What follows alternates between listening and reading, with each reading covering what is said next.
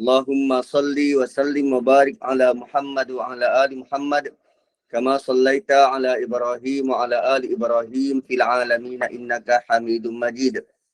Rabbi syrah li sadri wa yassir li amri wahlul 'uqdatam min lisani yafqahu qawli. Subhanaka la ilma lana illa ma 'allamtana innaka antal alimul hakim. Rabbi yassir wa la tu'assir. Rabbi tammim bil khair ya arhamar rahimin. Assalamualaikum warahmatullahi wabarakatuh. Alhamdulillah, puji dan syukur buat dan milik Allah. Salawat serta salam kepada baginda sallallahu alaihi wasallam dan kepada ahli keluarga baginda, isteri-isteri baginda, para sahabat dan mereka-mereka yang istiqamah di atas jalan tauhid ini sehingga hari kiamat. Kita nak tengok ayat yang ke-7 pada pagi ini.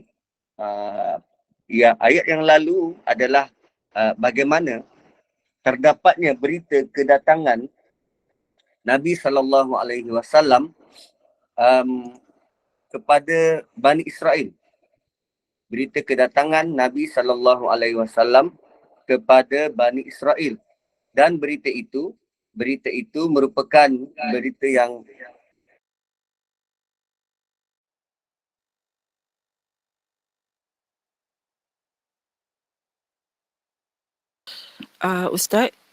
Ustaz tiada, Ustaz hilang ni. Dia terleft. Okey. Ustaz terleft. Okey, kita tunggu ya. Ustaz masuk balik. Dia balik gunung. Maklumlah kan, macam-macam, tak apa. Okay, Assalamualaikum.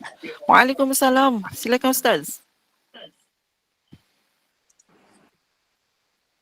Okay, so minggu yang lalu kita melalui ayat 6.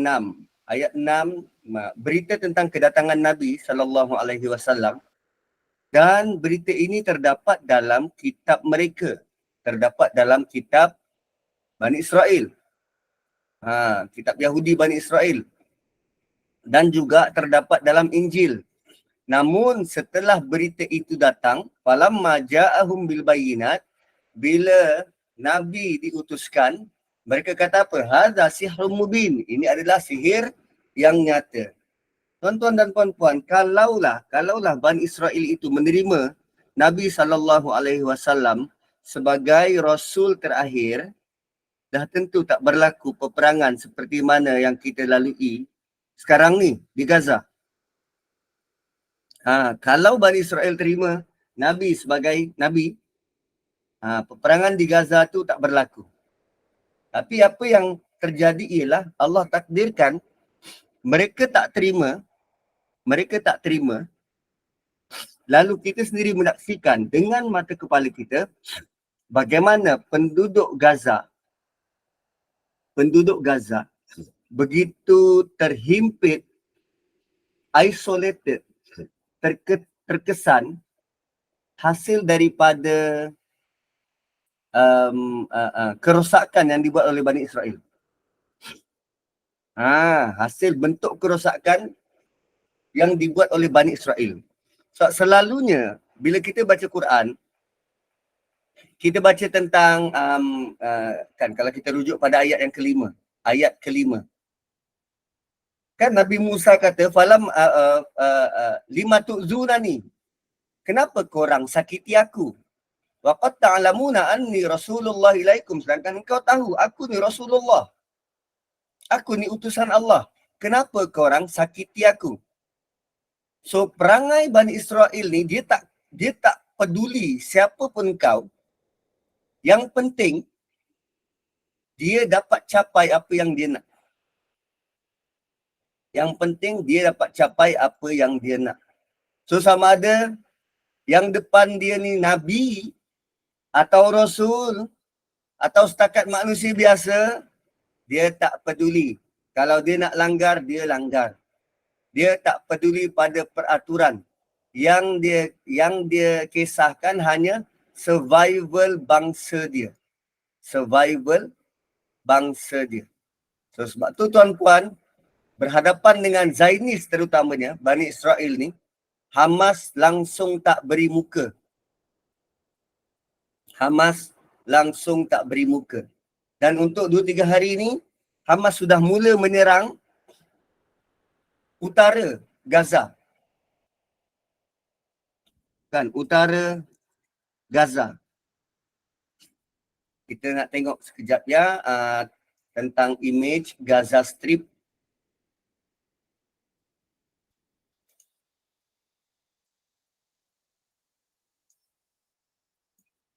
Dia sudah menyerang utara Gaza. Mana utara Gaza tu? Yang area sini. Area atas ni. Sebelum ni dia serang sini. Sebelah timur. Timur Gaza. Timur Gaza. Sekarang Hamas sudah mula menyerang ke utara. Sudah mula menyerang ke utara. Dan bayangkan Gaza ni dia menghadap laut. Dia menghadap laut. Dan nelayan-nelayan dekat Gaza hanya boleh tangkap ikan sekitar 11 kilometer daripada daratan. 11 kilometer ni ikan apa yang ada tuan-tuan? Ikan apa yang ada? So Allah tunjukkan ini perangai sebenar Bani Israel, satu kaum yang sangat pentingkan diri, yang ada kitab tapi tak nak ikut. Allah beri contoh. Allah tidak hapuskan bangsa ni. Allah beri contoh kepada seluruh manusia zaman berzaman. Allah beri contoh kepada kita, orang Melayu. Allah beri contoh kepada orang Cina. Allah beri contoh Bani Israel kepada orang Arab. Allah beri contoh Bani Israel ni kepada India, orang India. Sekarang ni kita nak belajar atau tidak contoh tu? Gitu. Dan ternyata, adakah kita ambil pengajaran daripada contoh tu? Tak. Kita tak ambil apa-apa dan kita buat tak reti. Malah, kita sanggup untuk berperangai macam mereka. Ya ke Ustaz, kita berperangai macam mereka? Ya. Kita diberi Quran, tak ikut Quran. Sama macam Bani Israel, diberi Taurat, diberi kitab, diberi Injil, tak ikut. Sama. Malah bila datang Nabi SAW, diutuskan Nabi, sedangkan benda tu ada dalam kitab mereka, mereka boleh kata, hadza sihrun mubin. Ini sihir yang jelas dan nyata. Kenapa disebut sihir? Kenapa disebut silap mata? Sebab silap mata kan mengaburi. Sihir ni kan kita tak boleh nak kita tak boleh nak jelaskan dengan akal. Sihir.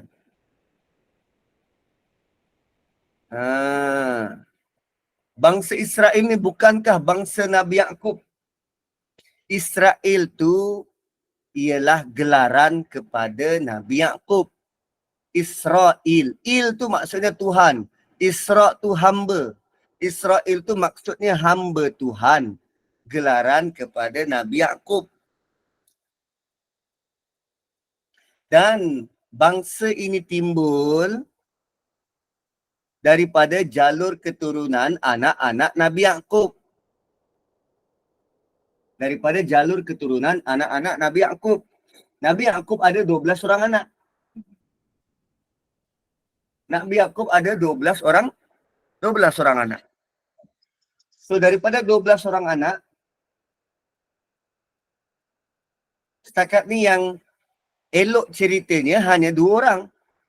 Nabi Yusuf dan Bunyamin. Nabi Yusuf dan Bunyamin.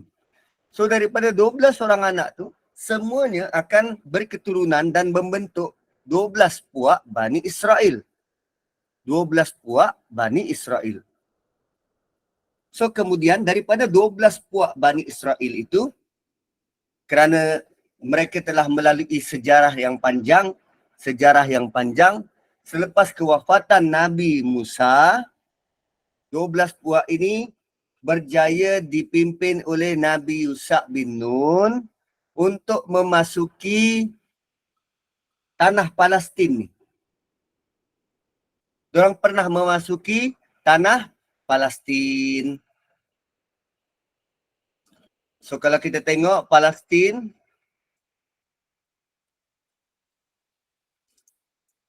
map, okey. Tanah Palestin ni daripada hujung ke hujung ni mereka pernah kuasai. Dan kerana perangai buruk mereka, mereka sering diserang. 10 adik-beradik tu, 10 kaum menguasai sebelah utara. 10 kaum menguasai sebelah utara dan keturunan Yusuf dan Bunyamin menguasai sebelah selatan. Tapi sebab diorang bijak. Cuma kerana perangai buruknya tu, maka mereka sering diserang oleh kuasa-kuasa asing. Antara yang paling dahsyat dilakukan oleh kerajaan Babylon, Iraq. Yang waktu tu dikepalai oleh Nebuchadnezzar. Apa yang berlaku waktu serangan tu? Daripada 12 kaum, tinggal 2 kaum yang hidup. Baki 12 kaum tu musnah. Baki 10 kaum tu musnah. Tinggal 2 kaum yang hidup. Kaum yang mana? Keturunan Nabi Yusuf dan keturunan Bunyamin. Dan Israel yang kita kenali sekarang adalah daripada jalur 2 keturunan ni. Yang lagi 10 tu dah mati. Dah binasa, dah hancur. Tinggal 2. Dari 2 keturunan Nabi ni membentuk Israel sekarang.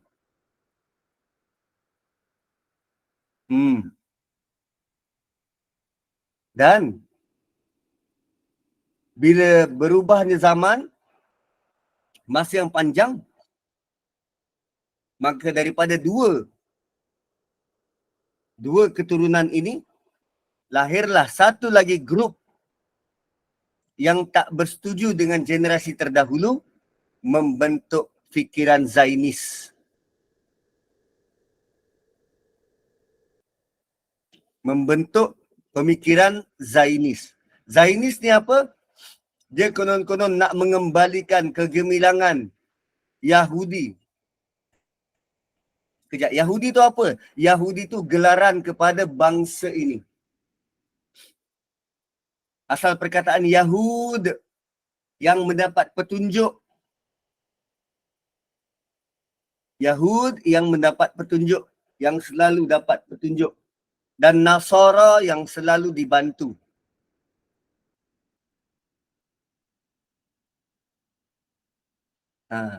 So, daripada 2 jalur keturunan tadi, sama juga macam kita, orang Melayu. Ada orang Melayu yang baik, ada orang Melayu yang macam Yahudi. So, perangai yang macam Yahudi ni, Melayu yang macam Yahudi ni membentuk Zainis. Mereka saling melobi, saling bantu-membantu dan akhirnya kaya dan kuat jadi pemimpin. Sama je bangsa Melayu macam tu. Yang banyak kena tindas pun orang Melayu. Yang baik-baik, yang jahat semua disakau harta negara. Sama-sama. Perangainya sama. Tak ada beza pun. Sama. So Zainis ni mengetuai negara, mengetuai Israel ni. Mengepalai. Diorang ada kuasa, diorang kaya. Diorang jadi ahli politik. Ada kuasa dan kaya. Dan rata-rata orang Yahudi sendiri, majoriti orang Yahudi sendiri tak bersetuju dengan Zainis. Tak bersetuju dengan pemimpin-pemimpin mereka. Terutamanya dalam menanggap bahawa Israel kena ada negara. Sedangkan mereka, berdasarkan kitab mereka, Israel adalah bangsa yang terbuang. Allah hukum mereka takkan ada negara. Tapi Zionis, dia tak nak, dia paksa juga nak wujudkan negara. Akhirnya, dia rampas negara orang lain.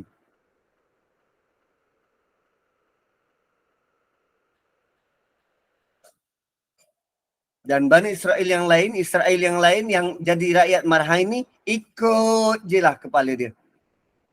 Ikut je.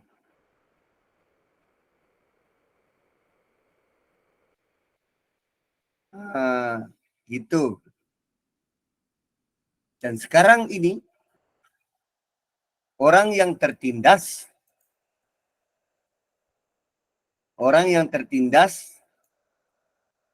dalam hal ini orang di Gaza dan di sini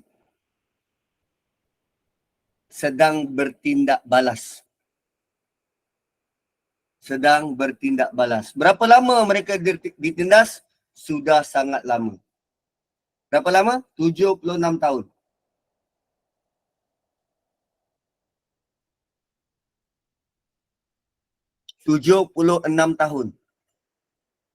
Mereka dijajah lebih dahulu daripada kita.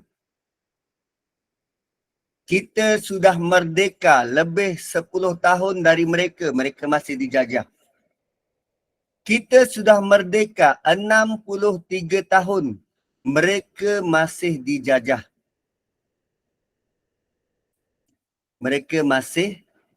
dijajah. Lalu sekarang, kita kata kita ikut Quran. Tapi selagi mana kita belum bersatu, surah Shaf kan surah bersatu, kita belum bersatu, satu negara Islam yang dijajah ini, kita takkan boleh selamatkan. Saya ulang ya. Diorang dijajah setelah sekian lama. Dan kita kata kita ikut Quran. Tapi selagi mana kita tidak benar-benar ikut Quran seperti mana tuntutan surah Shaf, agar kita bersatu seperti satu barisan, seluruh negara Islam bersatu, umat Islam bersatu seperti satu barisan, kita tak mungkin boleh bebaskan Palestin daripada penjajahan.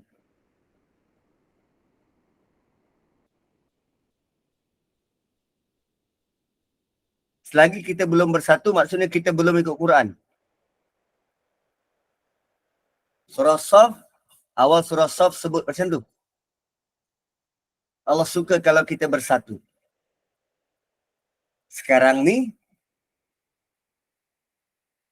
soalan seterusnya ialah apa usaha kita untuk bersatu. Ada tak dinyatakan dalam surah Shaf ni? Nanti akan kita tengok.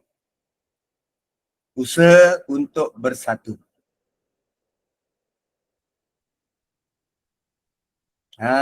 Usaha untuk bersatu. Gitu. Okey. So kita nak masuk ayat 7. Sampai ayat 6 latar belakangnya.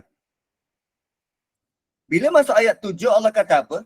Wa man adlamu mimman iftara 'ala Allahil kadhib. Siapa yang lebih zalim daripada orang-orang yang mengadakan dusta terhadap Allah? Pembohongan atas nama Allah. Kita kata kita ikut Quran, tapi buat pembohongan atas nama Allah. Dengan mereka cipta benda baru dalam agama. Kalau apa yang dibuat oleh Nasrani, mereka kata Nabi Isa tu anak Tuhan. Itu kan benda baru. Syirik, bid'ah. Direka dalam agama.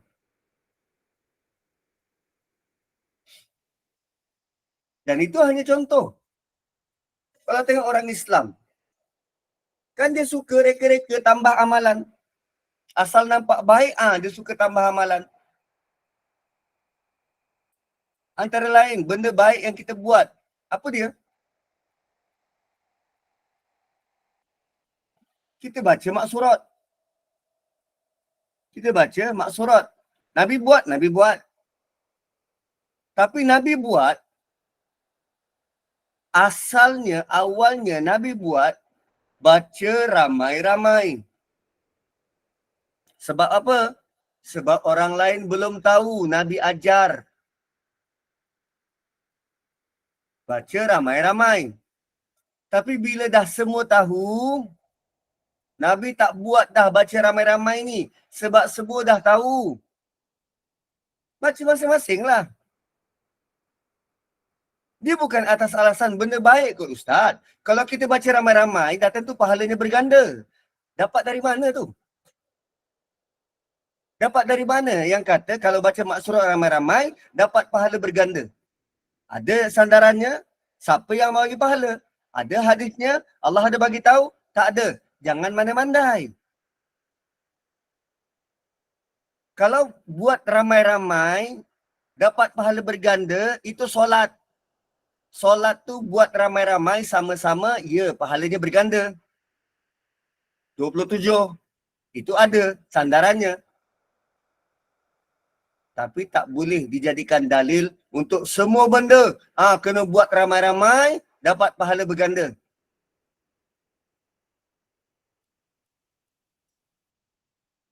Kan? Kita tak boleh pukul sama rata semua. Jangan. Jangan. Kita kata kita nak ikut Quran, nak ikut sunnah. Ikut sungguh-sungguh. Tanya pada yang tahu.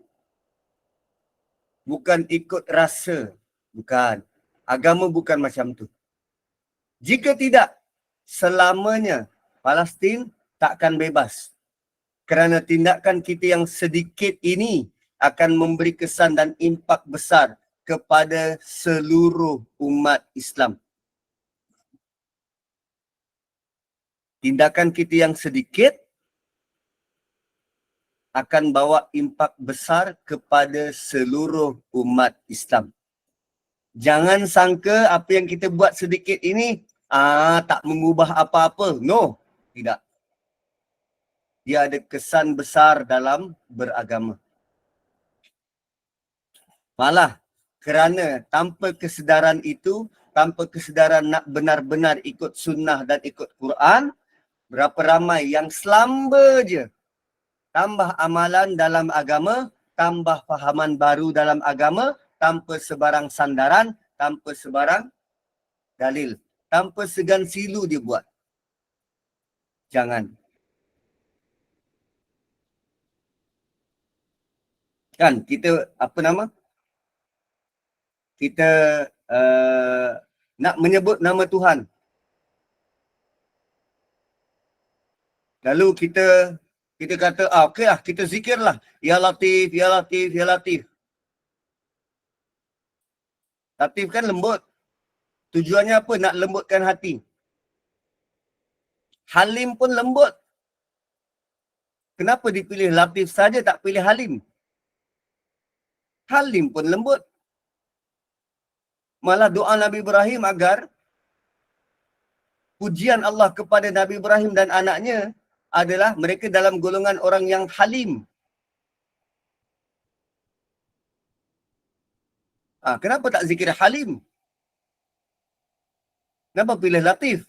Dan daripada mana? Daripada mana sumber yang kata Nabi pernah zikir Ya Latif, Ya Latif, Ya Latif 300 kali, 1000 kali? Ada tak Nabi pernah buat? Dan kalau tak Nabi tak pernah buat zikir macam tu, kenapa kita buat?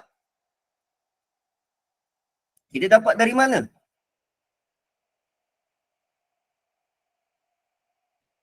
Kan? Sama macam sebelum sebelum makan, kita nak basuh tangan. Macam mana cara kita basuh tangan? Macam mana cara kita basuh tangan? Kita basuh sebelah tangannya kan? Sebelum makan. Sebab pagi kita nak makan guna tangan kanan.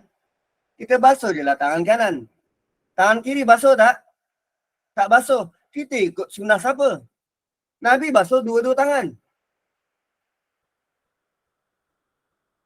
Nabi basuh dua-dua tangan. Disela-selakan tangan tu sebelum makan.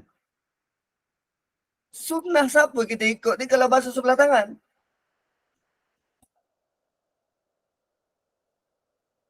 Tengok, nampak tak? Dalam benar kita hidup beragama ni, adakah kita serius ambil tahu tentang apa yang Nabi buat? Kan? Kebanyakan kita ikut je. Kita ikut je. Sekarang Allah kata, siapa lebih zalim daripada orang yang mengada-adakan dusta terhadap Allah?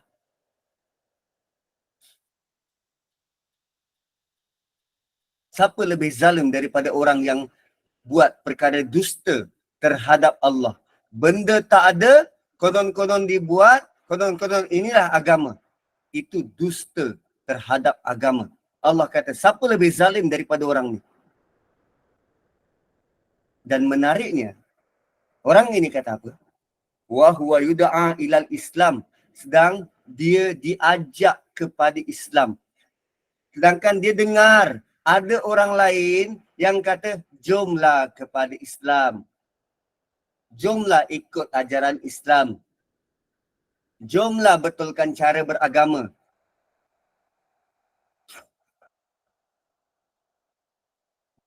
Kan? Apa maksud menipu atas nama Allah? Allah tak pernah bagi tahu, tapi kita buat. Malah kita kata, Allah suka dengan amalan ni. Allah terima amalan ni. Amalan ni baik di mata Allah. Tapi dalam Quran tak pernah sebut, dalam hadis Nabi tak pernah sebut. Itu menipu atas nama Allah. Kalau sebelum ni, popular dengan gelaran apa? Makanan sunnah. Air mineral biasa, satu botol harga RM1. Tapi sebab dibacakan Quran 30 juzuk, jadi RM15.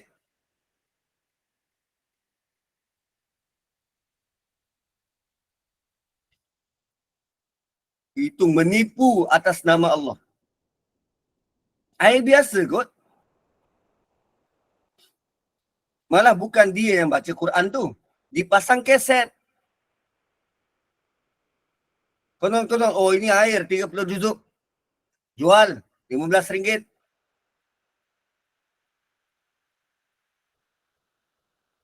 Yang namanya ulama takkan tambah hukum hakam. Melainkan mereka telah benar-benar memberikan seluruh kehidupan mereka untuk belajar dan menghasilkan panduan kepada rakyat kebanyakan.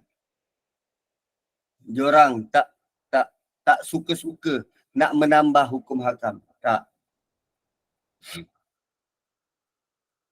Diorang cuma berbeza pandangan. Tu bukan tambah hukum hakam. Diorang ada dalil yang mereka sokong dan pegang. Itu bukan tambah hukum hakam. Dia ada benda yang berbeza.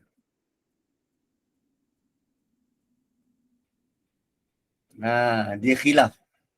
Khilaf ni berbeza. Contoh, kita boleh berbeza. Kita sangat mudah untuk berbeza. Contohnya macam mana? Kalau saya kata gelas ini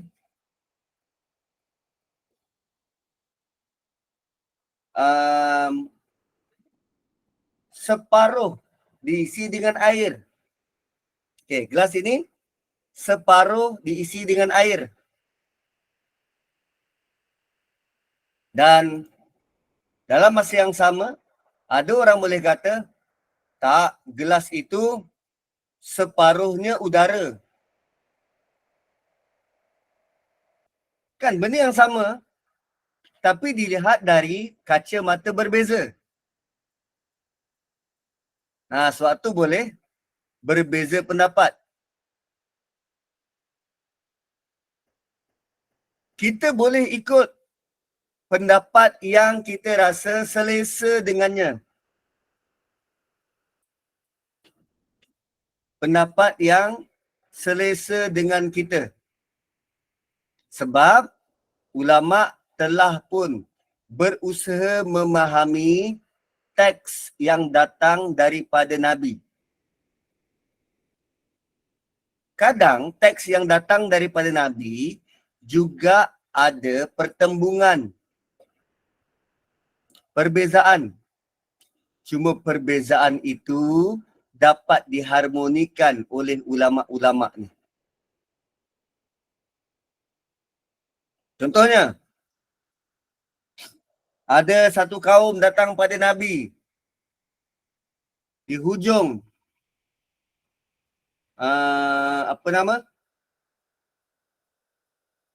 di hujung hayat Nabi pada tahun ke-9 Hijrah. So dia datang pada Nabi, dia tanya, "Ya Rasulullah, kami nak peluk Islam tapi dengan syarat.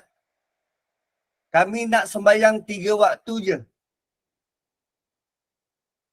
Kami nak sembahyang 3 waktu je." Itu jam Nabi kata boleh? Boleh. Dan Nabi pun bagi syarat. Kamu kena buat sekian dan sekian. Kalau ikut hadis tu, bertembung dengan amalan kita sekarang.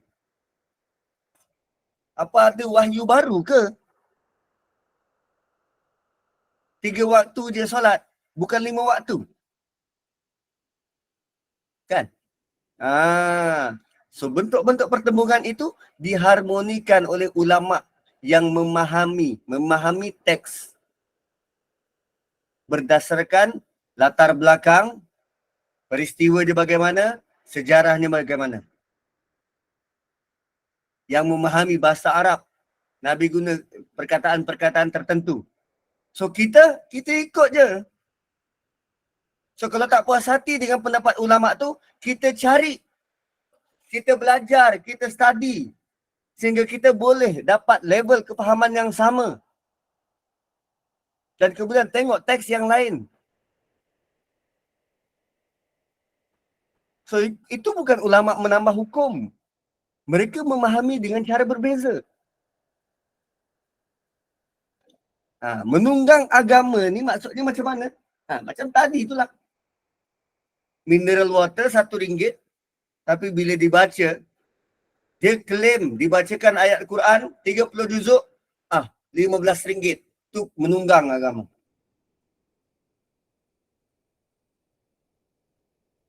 Dan kemudian istilah apa? Makanan sunnah. Makanan sunnah. Apa yang tuan-puan faham tentang makanan sunnah? Kurma.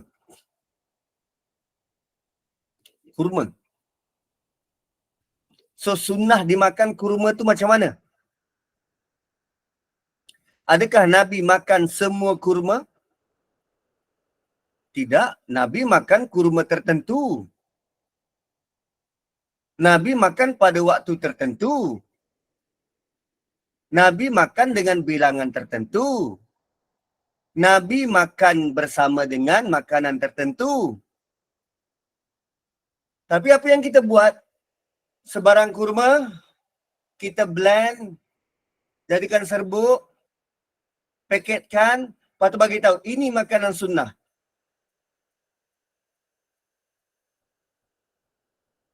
Adakah setiap waktu Nabi makan kurma? Tidak. Kadang Nabi makan benda lain. Kadang Nabi makan labu. Kita tak kata pun labu tu makanan sunnah. Tak ada pun dipaketkan labu, ini makanan sunnah. Kadang Nabi makan tembikai. Kita tak cakap tembikai itu makanan sunnah. Tak pun dipaketkan tembikai itu makanan sunnah. Nabi makan kambing. Nah, kita tak kata ini makanan sunnah. Nabi makan unta. Kita tak kata unta tu makanan sunnah. Wa man azlamu mimman iftara 'ala Allahil kadhib. Siapa yang lebih zalim daripada orang yang mengada-adakan perkara dusta terhadap Allah?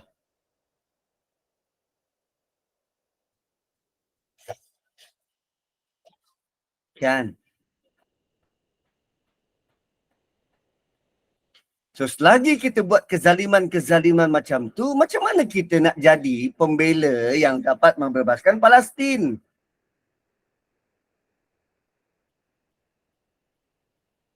So, semua itu adalah atas nama sentimen.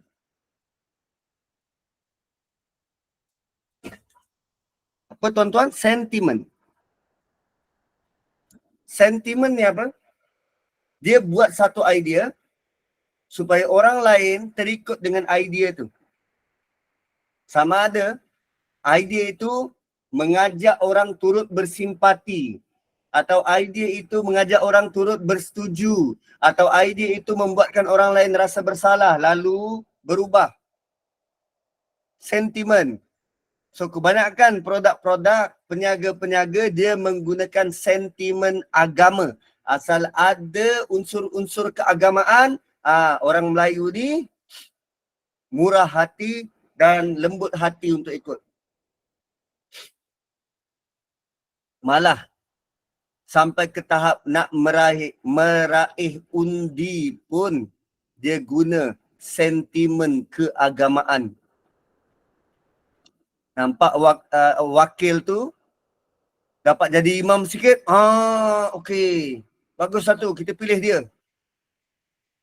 Sedangkan time tu je nampak dia pergi masjid berjemaah dekat situ. Sepanjang dia jadi wakil dekat situ, 5 tahun setelah menang, tak pernah nampak batang hidung.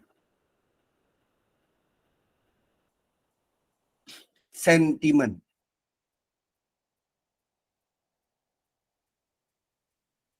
Kan? Allah kata, siapa lebih zalim daripada orang-orang yang macam ni?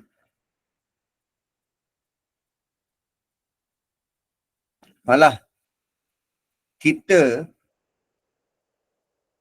yang mendukung dan menyokong ini tidak pernah meletakkan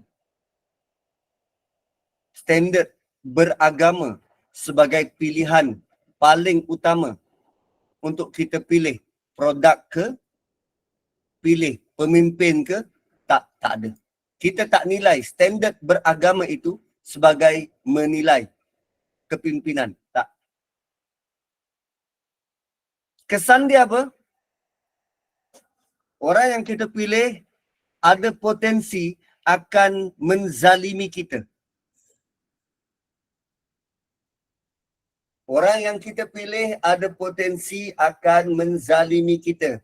Dan malang orang-orang yang zalim ini, Allah kata, Wallahu la yahdil qawmaz zalimin. Allah tidak akan beri petunjuk kepada orang-orang yang zalim.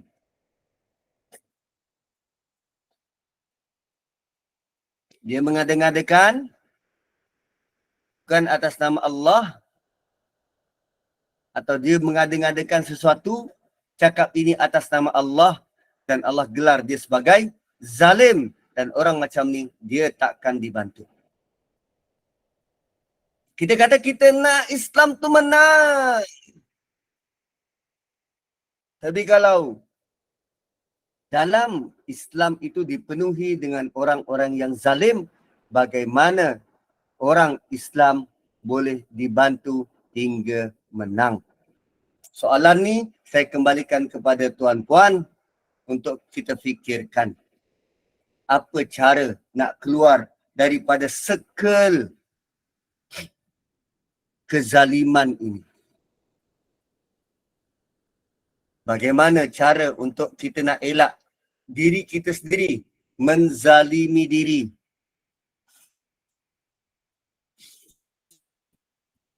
Begitu. So, tuan-tuan dan puan-puan, saya minta maaf. tadi saya menzalimi tuan-puan, lambat masuk dan sekarang dah 8.32. So kita dah Tak adalah sampai. Ustaz sampai nak menzalimi. Tak ada Ustaz, tak. Kita sabar Bukan. menunggu je. Saya kena sebut macam tu sebab kita tak boleh jadikan benda tu biasa. Oh, okey, faham. Tak Ya, boleh, betul. tak boleh. Sebab kita dah janji, dah buat perjanjian, 8.30 kena masuk, 7.30 kena masuk, 7.35 kena masuk. Kita kena benar-benar amanah dengan masa. Betul. Jadi, Ya. sebenarnya ada banyak perlanggaran yang kita buat hari-hari. Dan hari-hari juga kita sebenarnya sudah masukkan diri kita dalam ruang lingkup kezaliman. Kita ni sebenarnya sedang menzalimi diri tuan-puan. Banyak benda yang kita menzalimi diri. Sama ada kita benar sedar kita menzalimi diri atau kita tak perasan pun kita menzalimi diri dalam keadaan tak sedar. So nak keluar daripada kepompong itu, caranya macam mana? Banyakkan istighfar. Banyakkan istighfar. Mohon ampun. Ya Allah, aku tak sedar. Aku zalim. Aku tak sedar. Aku mohon ampun. Aku mohon ampun. So, bila kita keluar daripada kepompong kezaliman tu, kan kita buat dosa zalim, kita tak sedar, kita minta ampun. So, kita dibersihkan dari zalim. Okay? Kita dibersihkan dari perangai zalim. Sekarang orang yang tak zalim, Allah tunjuk tak? Allah tunjuk. Sebelum ni kita tak tahu bahawa baca maksurat tu kalau dah hafal sorang-sorang pun boleh. Kita tak tahu. Kita masih nak kekal dengan kebiasaan. Tapi rupanya buat benda tu tak betul. Rupanya kita masuk dalam kepompong zalim. Lalu kita pun bertaubat dan istighfar. Dan kita keluar daripada benda tu. Dan sekarang Allah akan tunjuk kita macam mana cara beragama yang betul. Allah akan pandu. Allah akan pandu. So tuan-tuan dan puan-puan, jom kita sama-sama berubah. Mulakan dengan diri kita mengaku kesilapan dan banyakkan istighfar dan bertaubat. Barakallahu li wa lakum. Kembali kepada moderator. Terima kasih Ustaz. Alhamdulillah, syukur kepada Allah Subhanahu Wa Taala kita diberikan kefahaman dalam beragama ini. InsyaAllah dan alhamdulillah jazakallah khairan Ustaz Muhammad Nazri. Ya, demikianlah penjelasan atas persen ilmu itu tadi, surah As-Saff iaitu ayat 7 mengenai jalan untuk mencapai kemenangan. Menjadi kewajipan kita sebagai umat Islam mempertahankan agamanya dalam barisan yang teratur, dan semoga Allah berikan kita kefahaman tentang agama dan ajarkan kita tentang Al-Quran. Semoga Allah berikan kita kefahaman ya. Dan Ustaz, Assalamualaikum Ustaz. Ada soalan ya Prof. Silakan. Boleh. Ustaz, Silakan. saya lah cara jahil saya lah, saya tak tahu sangat the scenario of this peperangan ni. Mula-mula tu macam bila kita dengar Hamas attack Israel, kita seronok lah kan. Lepas tu kita nampak dia punya consequences dia sekarang ni.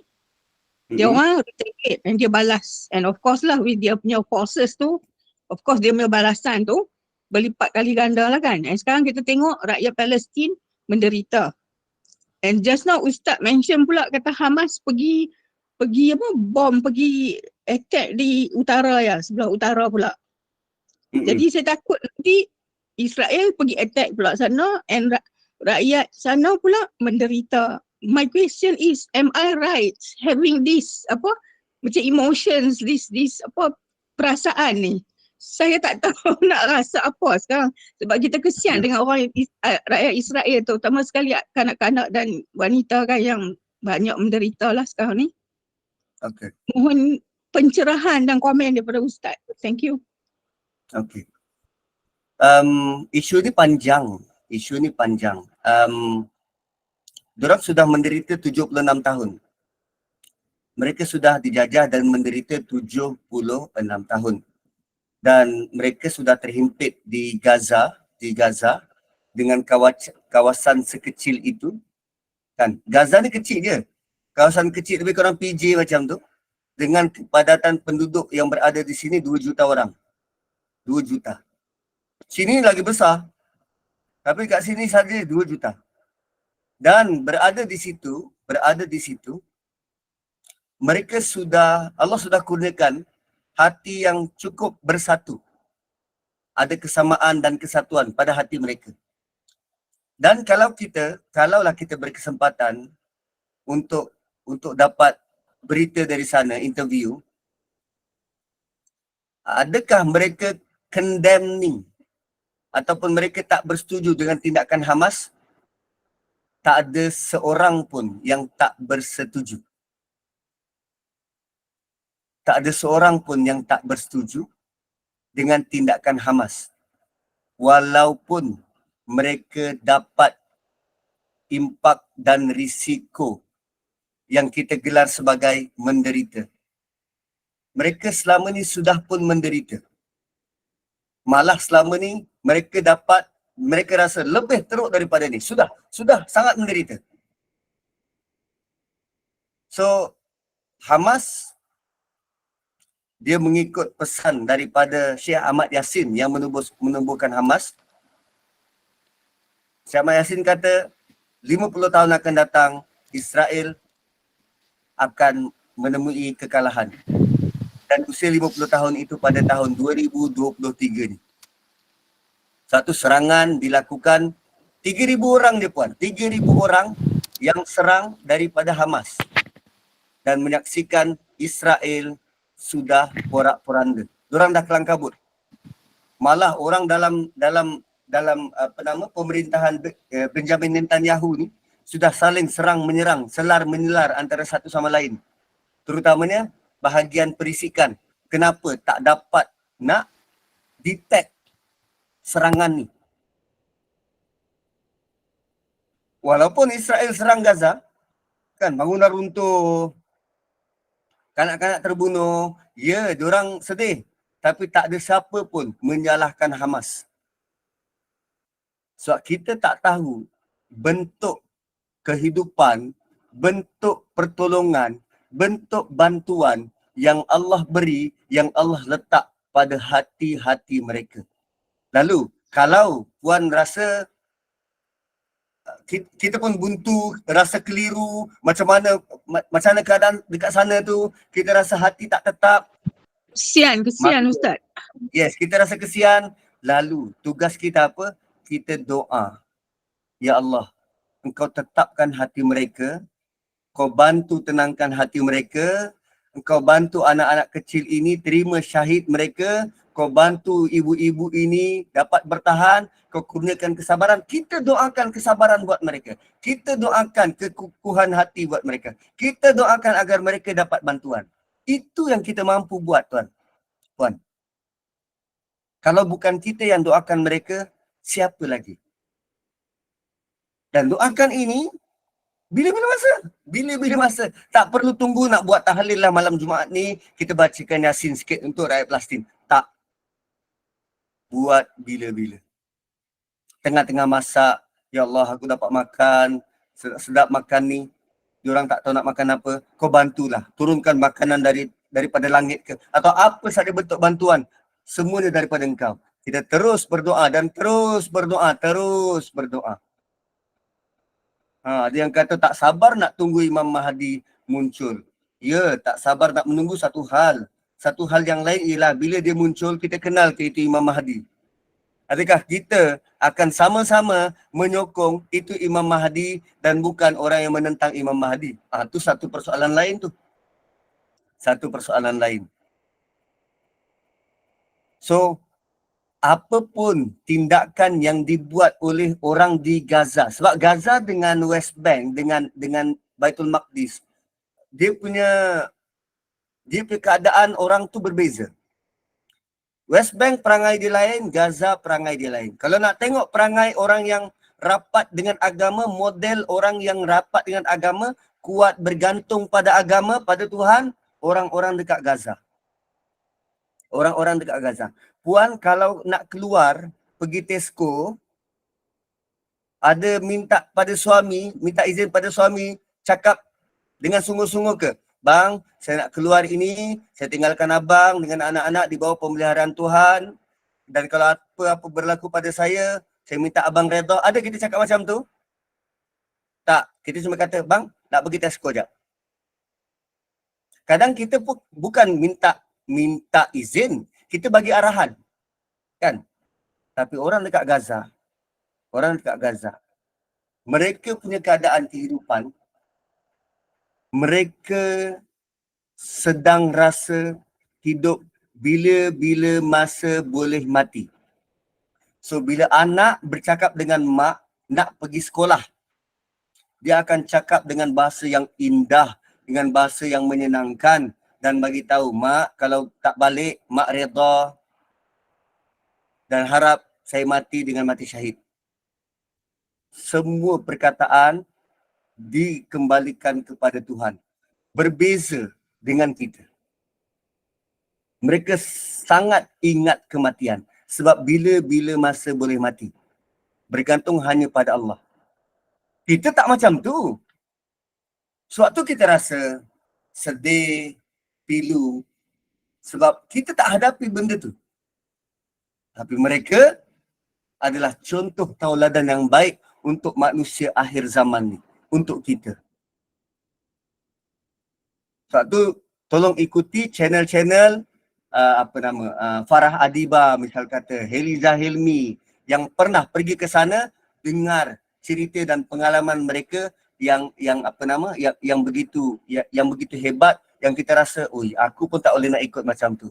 Tapi aku berusaha untuk jadi macam tu. Wallahu a'lam.